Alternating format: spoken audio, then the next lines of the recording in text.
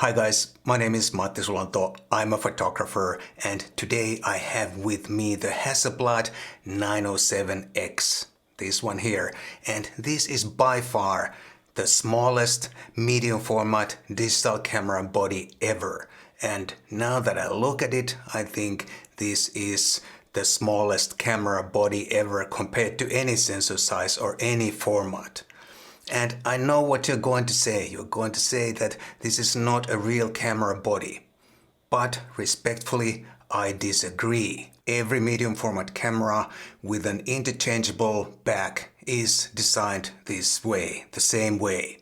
In the middle there is the camera body, and behind the body there is the back, whether it's a digital back or a film back. And in front of the camera body there is the lens. And it's true that you can't do much with this body alone, but this is called a camera body in this kind of a camera system. And even if I look at this whole combo with this 55mm lens, I think this is still a pretty compact setup.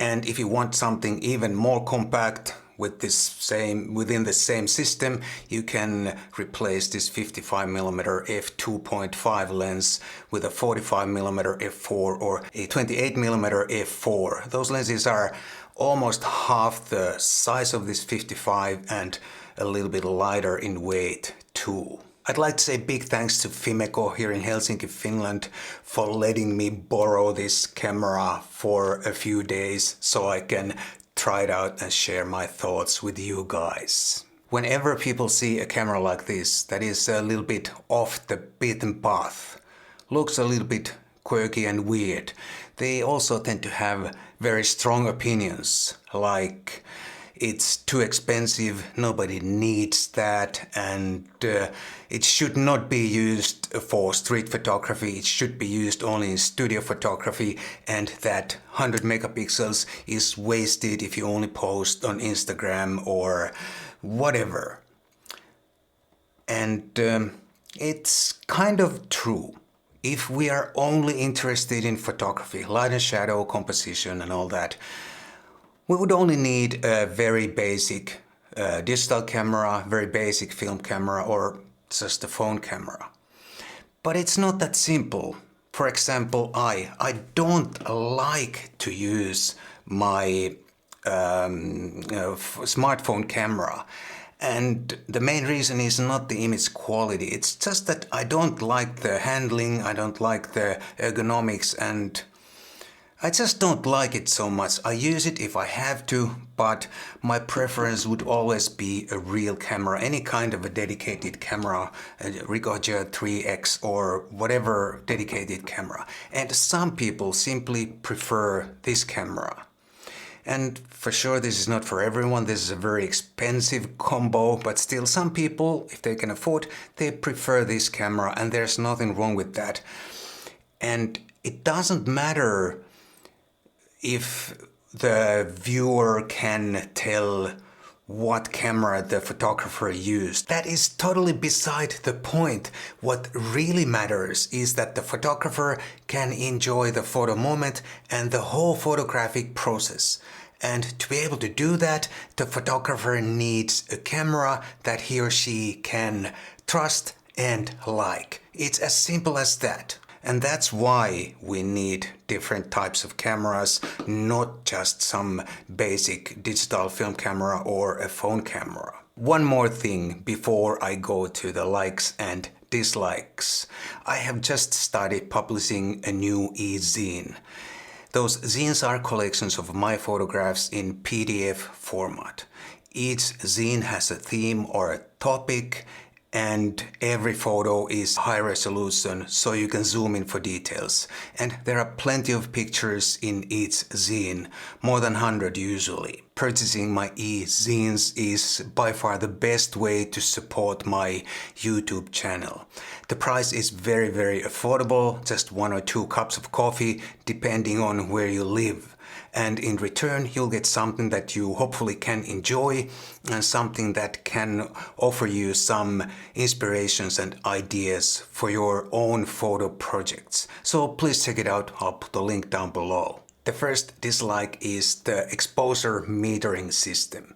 This camera does not have any kind of a multi-pattern, multi-segment metering system that we have in every modern digital camera. That kind of a metering system can give you pretty accurate exposure in pretty much every situation without having to use manual exposure or auto exposure lock. This camera only has center weighted or spot metering, which is kind of fine, but because of that I have to either shoot in manual mode, or if I use auto exposure I have to use the auto exposure lock frequently to be able to get the correct exposure.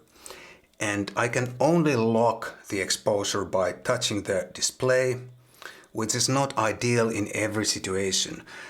And I cannot lock the exposure by half pressing the shutter, which would be ideal in many situations. And I wish also that would be possible, but unfortunately it's not. And the third dislike is the power up time. It takes a couple of seconds for the camera to power up, and it can feel really long in some situations, and I wish that was a little bit faster. It's not a deal breaker for me, but it's inconvenient sometimes. And then the likes, and there are quite a lot of those. First like is the internal 1 terabyte memory. It's really super convenient, and because the file sizes are huge, that 1 terabyte comes in very handy. There is a CF Express Type B slot here too, so you can put a card here for a backup or extra storage if that 1 terabyte is not enough. But I really like that internal memory or storage, and I wish every camera had at least 256 gigabytes of internal storage. The next like is the handling. This may look like a cumbersome camera to handle, but actually it's really super nice, at least in my opinion, and it reminds me a lot of those classic Hasselblad film cameras with the waist level viewfinder. And when I'm shooting like this, like on a traditional Hasselblad film camera, it just feels so nostalgic and it brings back so many memories. The only thing that is a little bit difficult is if you need to shoot vertical shots, you can't shoot them at waist level because the screen only tilts up. So you have to do it like this, which is not always so nice. You could use a square crop, and then it doesn't matter which way you hold the camera because the square is a square, and you would still get 76.4 megapixels, which should be enough for most purposes. And to be honest, my mind was almost in square format mode when I was shooting from waist level with this camera. And fortunately the aspect ratio is 3:4, so it's more square than full frame, for example. The next like is the image quality. 100 megapixels with this particular digital back. There is plenty of dynamic range and detail for any imaginable purpose. The downside is that the files are pretty huge, about 212 megabytes per file, so it'll eat up your hard drive quite fast. The next like is the user interface and the touch interface. The menu structure is fairly simple and I really like how it works. The only complaint is that if you disable the touch function, you will disable it completely. So you can't even use the touch menus. I wish they would offer an option to disable either the touch menus or the live view touch menu, or both. I accidentally disabled the touch function and I had to pull out the menu to be able to figure out how to use the menu system without the touch function. It works with the dial and the buttons, but it was not easy. At least it was not easy for me to figure out it on my own. The next and the last like is the fun factor. This camera is genuinely super fun to use. And there is no other camera like this on the market at the moment. Take my word for it, this is a fun camera, true fun camera. Then there is the price, which is prohibitive. This combo would cost you around 12 grand euros or US dollars. And that is a lot of money for a camera, any camera. However, there is a cheaper option too.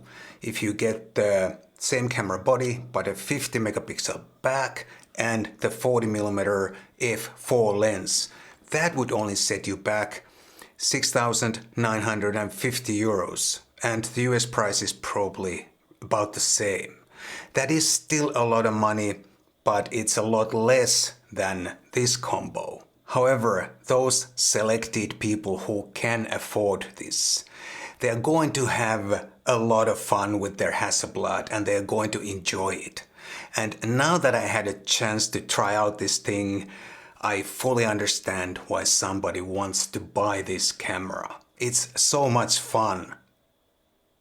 That's it. My thoughts on the Hasselblad 907 camera body and the CFV100C camera back and the 55mm f2.5 lens. Thanks so much for joining in, and I'll definitely see you soon in the next one.